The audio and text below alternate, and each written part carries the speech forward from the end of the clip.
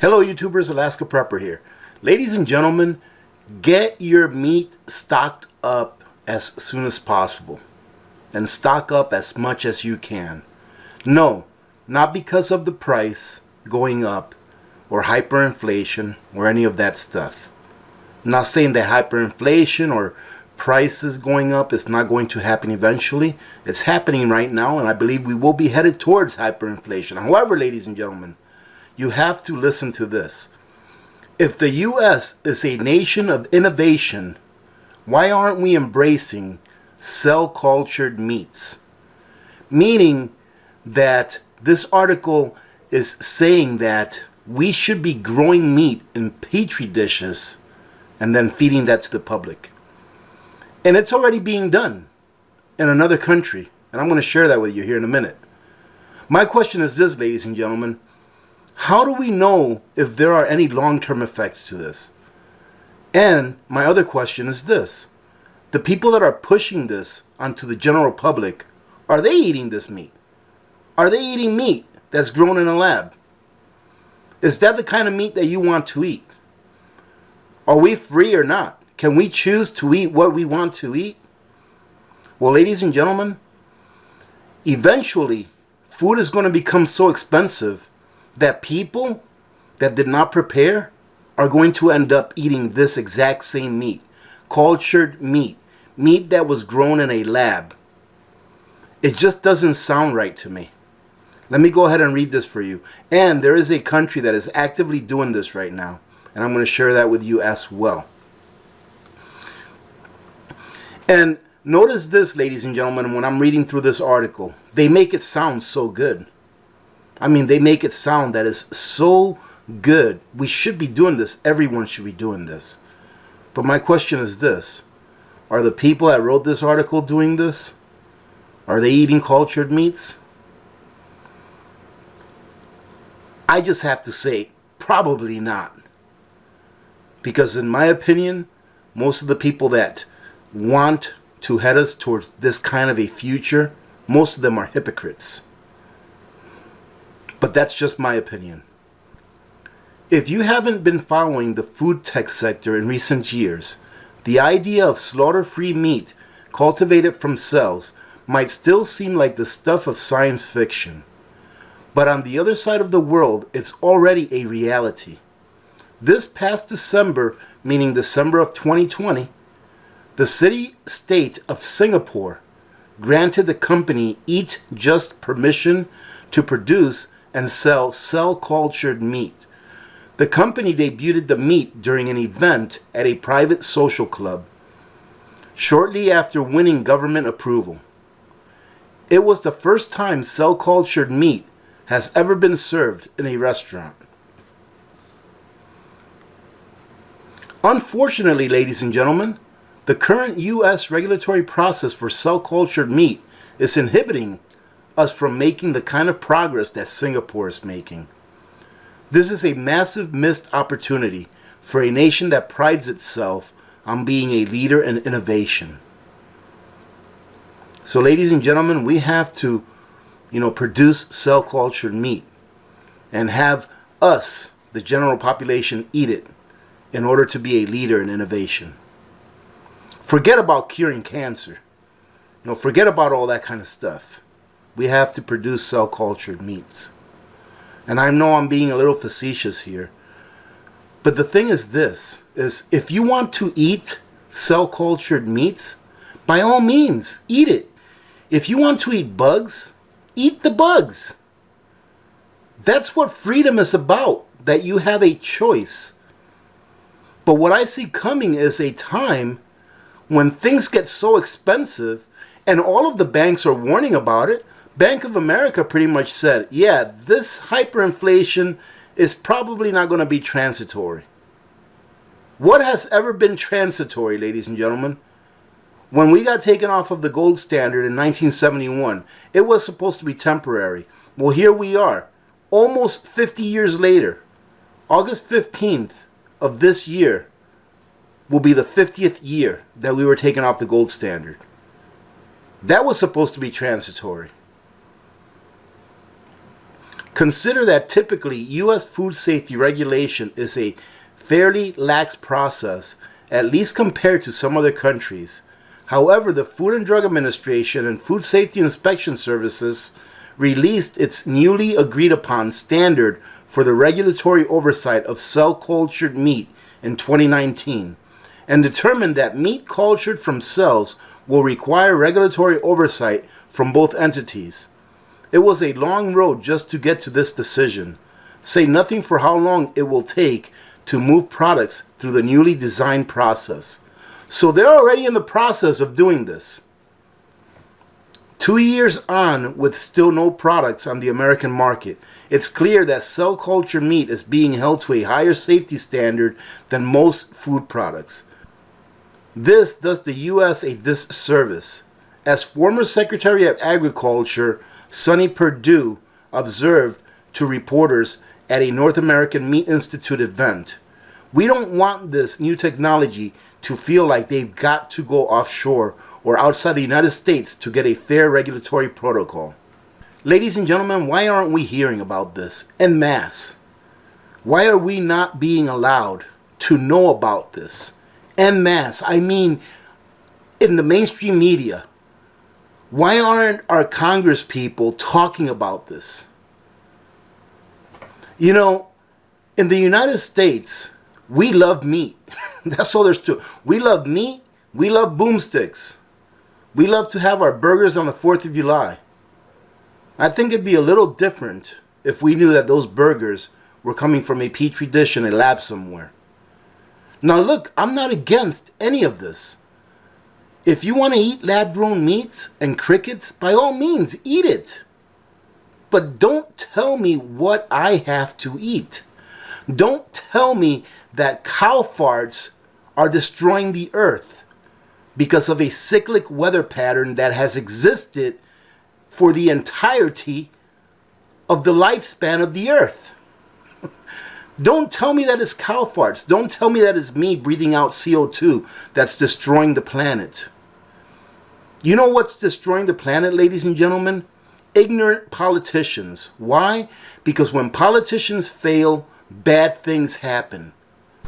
Food safety is of critical importance. I am not arguing for throwing caution to the wind. But unlike conventional meat, cell-cultured meat is made in a sterile environment with a demonstrably low incidence of microbial and few, if any, antibiotics required. And yet, its developers continue to wait with their hands tied for the U.S. government to give them the green light. Treating cell culture meat differently from other food products seems to be based on cultural biases about what we consider food, rather than a true evaluation of facts. Like I said, why don't you put it out to a vote? Isn't that why we have representatives? They do these things behind a curtain without letting anyone know, and then they pass a law that says that this can be done, and by the time we find out that they're doing it, we've already been eating this stuff. And it says here, ladies and gentlemen, cell-cultured meat has the potential to alleviate global problems. Wait for it, all right, wait for it, like climate change, and by extension, food insecurity. Issues which the U.S. should be taking a central role in addressing. So now we have to eat lab-cultured meats in order to save the planet, ladies and gentlemen. The planet's been here for 4.5 billion years. I don't think it's going anywhere. We are less than a decade away from a global point of no return with the climate catastrophe. Yeah, we definitely are, but it's not the catastrophe that you're thinking about. And if we continue on this track, the UN estimates that there will be 840 million undernourished people in the world by 2030. Well, I'll tell you what, I'm sure that those people will be just fine with eating lab culture meats. Why don't you go ahead and grow your lab culture meats and feed it to the people that are starving? And then let those other people that have the ability to decide what they can eat, to decide what they want to eat. Because I'll tell you the truth, if I was living in one of these countries that's undernourished, that doesn't have enough calories to feed their population, I'd be more than happy to eat the lab culture meat if that's all I had to eat. But give me the choice. The choice is mine to make. And they're making it for us without our consent. Now check this out, ladies and gentlemen. I want you to take a look at this because I was extremely surprised at this. I was talking to Victor the other day about these lab culture meats and stuff like that, and he said, yes, you know, eventually that's all we'll eat. And I'm like, man, hopefully I'm not around for that because I want to be able to have a choice. Like I said, I just want to have a choice. Just like this thing that's going on with the health crisis that they're pushing on to everyone, I just want the choice. If I don't want it, leave me alone. If I want it, I know where to go get it. But if I don't, just leave me alone. But check this out. Animal cloning and food safety. After years of detailed study and analysis, the FDA has concluded that meat and milk from clones of cattle, swine, and goats, and the offspring of clones from any species traditionally consumed as food are safe to eat as food from conventionally bred animals. Now, ladies and gentlemen, does this mean that we've been eating clones? And this is dated August of 2018. Continuing on here, it says, we are facing a cluster of environmental and humanitarian problems. With all of our homegrown ingenuity and talent, we have no excuse for dragging our feet. Not only that, but there are economic incentives as well. Of course there's economic incentives. And you could only guess who are heavily vested in these types of technologies, ladies and gentlemen. I'm not even going to mention their names, but you can only guess who are heavily vested in these types of technologies. Go ahead and leave it in the comments. Who do you think is heavily vested? And it's more than one person, but who do you think is heavily vested in this type of technology? Memphis Meats, a California-based company centered around developing cell culture meat, raised over $160 million in funding last year alone. Oh, guess what? With Mr. G and Richard Branson, I don't know who he is, and meat giant Tyson Foods among its investors. Given that the global meat market is worth more than $1.4 trillion, it's no wonder investors are bullish on this emerging technology. And now you wonder why it is that a lot of these head honcho guys, a lot of these elitists want to take us off of meat. Because it's all about money. They don't care about you. They don't care about the planet. If they cared about the planet, they wouldn't be flying around in these private jets spewing out CO2, which is what they say is ruining the planet. They wouldn't be doing that. They wouldn't be living in 45,000 square foot mansions that take up the carbon footprint of a small town. They wouldn't be doing that. They don't care about the planet, ladies and gentlemen. Please understand this. They don't care about the planet. They don't care about you. They don't care about me. All they care about is making more money. Why? Because the more money that these elitists have, the more control that they have over our crooked politicians that take their money and then they forsake us in order to get rich themselves. I've stated it before. Name me one politician that's in Congress or the Senate that's not a millionaire. I would say that maybe there's 1 or 2%. Maybe 1 or 2% of the people in Congress and the Senate, maybe not millionaires, because maybe they just got there a year or two ago. And then it goes on to say, if we don't streamline the regulatory approval for U.S. companies, they won't be able to sell their products in the U.S. Good. And therefore won't be able to take full advantage of the market. That's 300 million consumers who could be eating cell culture meat and won't be. And that's what they care about.